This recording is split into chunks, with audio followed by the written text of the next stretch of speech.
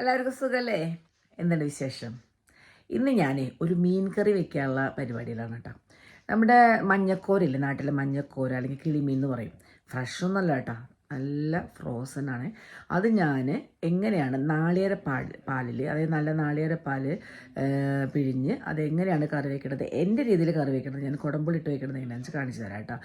നാട്ടിൽ വെക്കുന്ന അതേ സ്റ്റൈൽ തന്നെയാണ് കേട്ടോ. അത് നമുക്ക് കറി വെച്ചാലോ?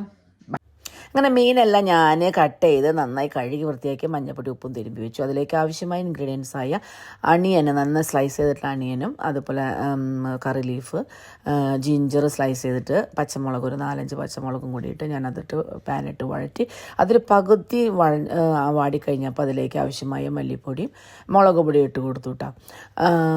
മല്ലിപ്പൊടി ആവശ്യത്തിന് ഇടാം. നമുക്ക് ഗ്രേവി കുറച്ചധികം വേണമെന്ന്, കട്ടിയിൽ വേണമെന്നുണ്ടെങ്കിൽ മല്ലിപ്പൊടി അതിനാവശ്യത്തിനനുസരിച്ച് ഇടാം. അത് കഴിഞ്ഞതിലേക്ക് 3 അല്ലി കുടമ്പുളി ഇട്ട് കൊടുത്തു. കുടമ്പുളി ഇടണമെന്ന് വെച്ചിട്ടുണ്ടെങ്കിൽ മീൻ എത്രത്തോളം ഉണ്ട് അതിനനുസരിച്ച് ഞാൻ കുടമ്പുളി ഇട്ട് കൊടുത്തു. അതിനുശേഷം ഞാൻ അരച്ച് വെച്ച നാളികേരത്തിൽ 2ാം പാൽ ഒഴിച്ച് കൊടുത്തു.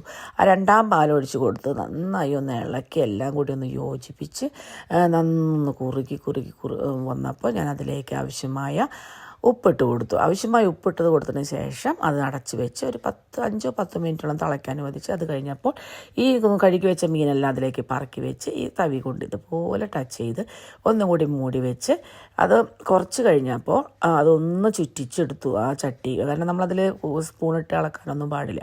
അത് കഴിഞ്ഞ് ആദ്യത്തെ ഫസ്റ്റ് പാൽ അടിച്ച് വെച്ചത് തളയുടെ പാൽ അതിലേക്ക് ഒഴിച്ചു കൊടുത്തു. പിന്നെ നമ്മൾ അധികം തിളയ്ക്കാൻ അനുവദിക്കരുത്, ജസ്റ്റ് ഒന്ന് ചൂടായി കിട്ടിയാൽ മതി. അത് കഴിഞ്ഞ് ഇതേപോലെ തവി കൊണ്ട് ഒന്ന് ഒതുക്കി കൊടുത്ത് അതുപോലെ തന്നെ എല്ലായിടത്തേക്ക് ആവണമെങ്കിൽ നമ്മൾ തവി കൊണ്ട് വല്ലാതെ ഇളക്കരുത്. ഇളക്കി കഴിഞ്ഞാൽ അറിയാലോ മീൻ അധികം വേവില്ല, അതുകൊണ്ട് പെട്ടെന്ന് വേവും. അതുപോലെ തന്നെ നമ്മൾ ഇളക്കി കഴിഞ്ഞാൽ എല്ലാം ഉടഞ്ഞു പോയി എല്ലാം മുള്ളു തന്നെയാവും. അപ്പോൾ അത് ഇതുപോലെ ഒതുക്കി കൊടുത്ത ശേഷം ഒരു പാൻ എടുത്ത് അതിലേക്ക് ചെറിയുള്ളിയും കറിവേപ്പിലിട്ട് വഴറ്റി അത് ഫ്രൈ ആയി കഴിഞ്ഞതിന് ശേഷം നമ്മൾ ഈ മീൻ കറിയിലേക്ക് ഇടുന്നു. ഇടുമ്പോൾ എന്താ സ്മെല്ല്! ഒരു രക്ഷയില്ല കേട്ടോ. അത് നല്ല അരി എല്ലാം പുളിയും ഉപ്പും എല്ലാം ഒപ്പം പാകത്തിന്.